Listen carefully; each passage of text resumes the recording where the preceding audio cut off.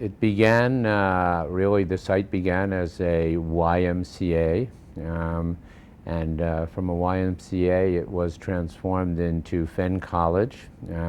Fenn College had an engineering school. Fenn College, I believe, had a school of education, and it was a private school.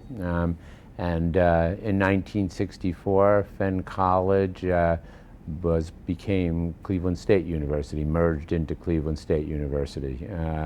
And until recently, we had a Fenn College of Engineering, which is now the Washkowitz College of Engineering, named for Don Washkowitz, the CEO of Parker Hannifin. So same with the law school, Cleveland Marshall Law School, which of course now is a really integral part of CSU, was an independent law school. So I guess Cleveland State was a binder that brought together a lot of these university and law school units together under a new university rubric. 50 years ago was one building, the Fenn building. Mm-hmm. And now it's completely transformed Euclid Avenue. Yeah. Where did all of this development come from? Well, it happened incrementally.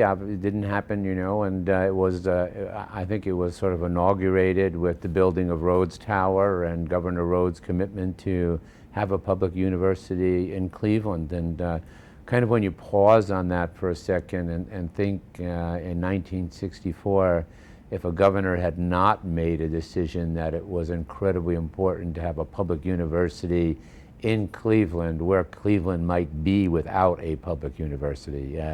So that really was the beginning of CSU.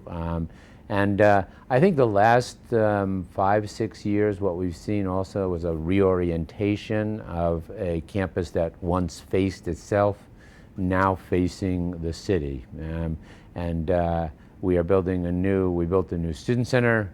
We built these new housing units. There's many more students living on campus, and the residential life and the energy around the campus has increased dramatically. I like to say that it's no longer a port, it's now a destination. And there are students who really are choosing Cleveland State as their school of choice.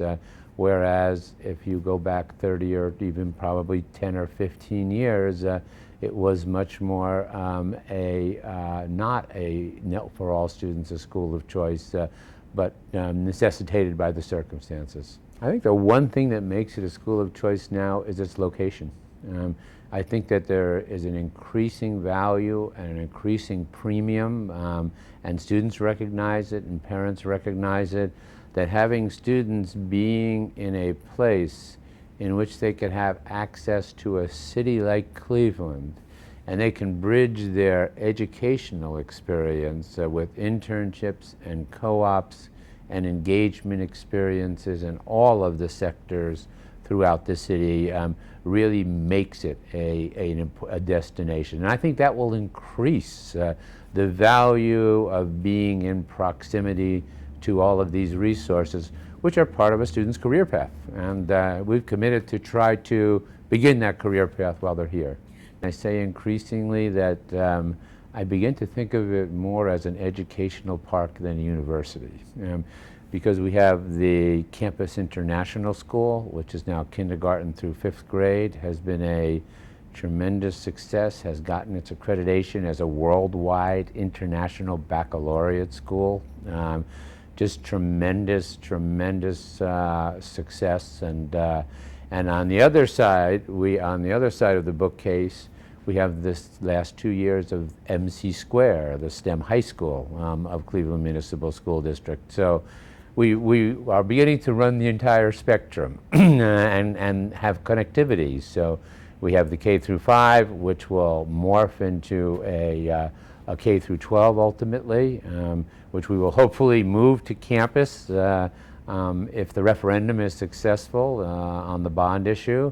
And then we have the high school. And it's so interesting that so many of these kids who are now in this STEM high school, because they're all Cleveland kids, had never been on a college campus until they came to a class at Cleveland State University. And I just happen to think that them being on a college campus for beginning in their junior year and getting that acclimation and seeing what it's like is just such an important game changer for so many of these students who are bright and competitive. And MC Square is a very rigorous school. They go 10 weeks on, 2 weeks off, 10 weeks on, 2 weeks off. And every single kid who graduated this year from MC Square got admitted to college. I think that we have to continue to look for new and innovative partnerships. The latest one is our partnership with Parker Hannafin, which brought a human motion lab to the School of Engineering to help Parker develop its exoskeleton. So I think that's the kind of partnerships that we want to continue to multiply. And we want to do everything we can. We want to do everything we can to help students who have a lot of challenges. I mean, students, we still have the highest percentage of Pell students in the state of Ohio. So what does that mean? That means that they're challenged. It's the most financially challenged student population in the state of Ohio.